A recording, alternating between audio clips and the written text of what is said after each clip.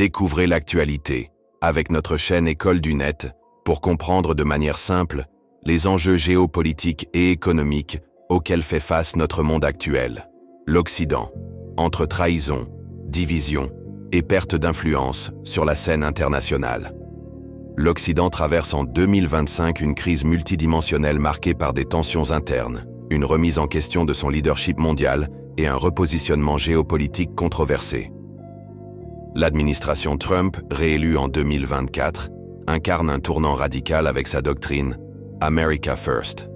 Cette politique se traduit par un désengagement des institutions multilatérales, le retrait de l'Organisation mondiale du commerce, de l'accord de Paris sur le climat dès 2025 et de la posture désintéressée des États-Unis de plus en plus envers l'OTAN sapent ainsi les efforts de coopération avec les alliés européens.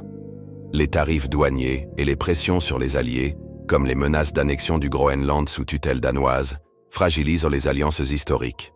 Les négociations directes avec Poutine, sans consultation européenne, révèlent une marginalisation de l'Europe dans les décisions stratégiques. En France, Allemagne, Italie et Hongrie, les partis nationalistes soutenus par les États-Unis et la Russie sapent l'unité européenne, remettant en question la solidarité et les valeurs communes.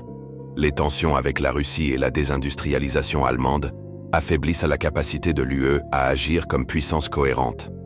Les divisions sur la réponse à la guerre en Ukraine ou aux sanctions contre la Chine et la Russie illustrent l'incapacité à définir une stratégie commune. Les BRICS, Brésil, Russie, Inde, Chine, Afrique du Sud, représentant 40% de la population mondiale, créent des institutions alternatives, nouvelles banques de développement, pour contourner le FMI et la Banque mondiale.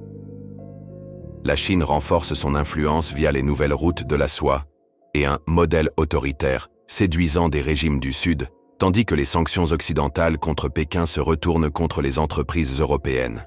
Moscou consolide ses gains en Ukraine et étend son emprise en Afrique et au Moyen-Orient, exploitant les failles de l'OTAN et la dépendance énergétique européenne. La guerre hybride, cyberattaques, désinformation, sape la cohésion occidentale, comme en témoignent les interférences électorales en Roumanie. Le rêve américain, centré sur le America First et l'admiration de Trump pour les régimes autoritaires, creuse davantage le déséquilibre des liens avec l'Occident.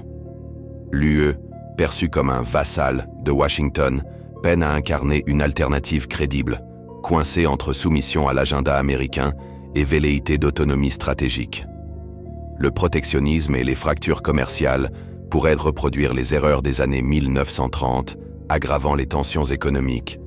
Le modèle chinois, combinant prospérité et contrôle politique, gagne en influence, tandis que l'Occident lutte pour défendre ses valeurs démocratiques. L'UE doit choisir entre adapter son libéralisme aux réalités géopolitiques, protectionnisme ciblé, autonomie militaire, ou risquer l'irrélevance face aux blocs émergents. En conclusion, l'Occident, miné par ses divisions internes et l'unilatéralisme américain, fait face à un recul historique de son influence. La résilience passera par une refonte de ses institutions, une réaffirmation de ses valeurs face aux modèles autoritaires et une coopération renouvelée entre l'Europe et les États-Unis, à condition que ces derniers renoncent à leur repli destructeur. Sans cela, le monde multipolaire en gestation consacre le déclin relatif de l'Occident au profit d'un ordre dominé par les BRICS et les puissances révisionnistes. Ce repli américain crée un vide de leadership mondial, exacerbant l'instabilité et laissant place à des acteurs. La vidéo s'arrête ici. Je vous pose la question suivante. Qui profitera du repli américain dans la gouvernance mondiale? L'Europe peut-elle retrouver son influence sur la scène internationale sans les États-Unis, dans un contexte où l'Amérique de Donald Trump fait bloc avec la Russie pour contrer la domination de puissances montantes chinoises?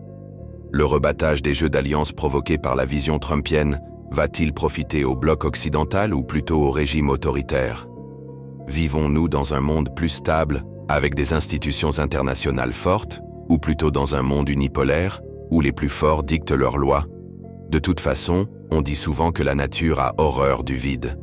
Dites-moi votre avis en commentaire. N'oubliez pas de vous abonner et d'aimer la vidéo pour être averti dès qu'une nouvelle contenu est disponible. Au revoir.